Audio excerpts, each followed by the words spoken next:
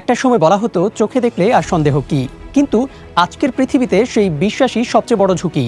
গণতন্ত্রকে দুর্বল করতে এখন আর শুধু ব্যালট ছিনতাই বা রাস্তায় শক্তি প্রদর্শন করতে হয় না। এখন একটি স্মার্টফোনই যথেষ্ট। একটি ভিডিও দেখতে একেবারে সত্যি, কিন্তু আদতে পুরো বানানো।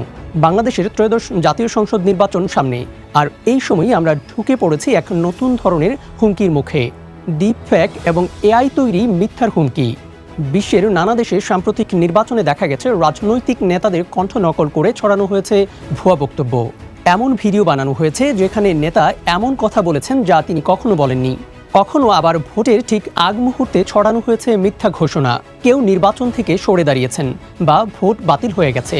এগুলো কোনো কৌতুক নয়, এগুলো পরিকল্পিত ডিজিটাল হামলা। এর সবচেয়ে ভয়ঙ্কর ফল কি জানেন? মানুষ নিজের চোখ ও কানকেই বিশ্বাস করতে এখন ভয় পায়। আজ তাই বাস্তবতা হলো, ভিডিও দেখলেই বিশ্বাস নয়, ভিডিও দেখলেই আগে সন্দেহ। ডিপ ফ্যাক ধরার দায়িত্ব এখন শুধু সফটওয়্যারের নয়, এই দায়িত্ব এখন আমাদের সবার। তাই কিছু সহজ লক্ষণ জানা জরুরি। প্রথমত, মুখের দিকে ভালো করে তাকান। চোখের আলো পড়ছে কি স্বাভাবিকভাবে? পলক ফেলা কি অস্বাভাবিক কম? মুখ, গলা আর হাতের রং কি একই রকম? দ্বিতীয়ত, ঠোঁট আর শব্দের মিল খেয়াল করুন। মুখের নাড়াচাড়া কি কণ্ঠের সাথে ঠিকঠাক মিলছে? অডিও কি স্বাভাবিকভাবে অতিরিক্ত স্পষ্ট? তৃতীয়ত, যুক্তি দিয়ে ভাবুন। এই বক্তব্য কি ওই ব্যক্তির আগের রাজনীতি, ভাষা বা আচরণের সঙ্গে মানানসই? আরেকটি বিষয় খুব গুরুত্বপূর্ণ।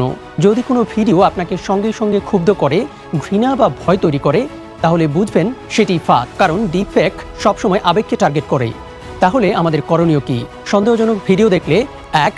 তাড়াহুড়ো করে শেয়ার করবেন না। ২. যেই প্ল্যাটফর্মে দেখেছেন সেখানে রিপোর্ট করুন। ৩. ফ্যাক্ট চেক প্রতিষ্ঠানগুলোর কাছে পাঠান। ৪. প্রয়োজনে নির্বাচন কমিশন বা সাইবার ক্রাইম ইউনিটে জানান। ডিপ ফ্যাক শুধু একটি ভুয়া ভিডিও নয়, এটি আমাদের চিন্তা, সিদ্ধান্ত এবং ভোটকে প্রভাবিত করার অস্ত্র। এই যুদ্ধে জিততে হলে প্রযুক্তির চেয়েও বড় শক্তি লাগবে সচেতন নাগরিক। আজ প্রশ্ন একটাই, আমরা কি সচেতনভাবে তথ্য যাচাই করব, নাকি নীরবে অ্যালগোরিদমের সিদ্ধান্ত মেনে নেব? গণতন্ত্রকে বাঁচাতে হলে সন্দেহ করাটা এখন দায়িত্ব।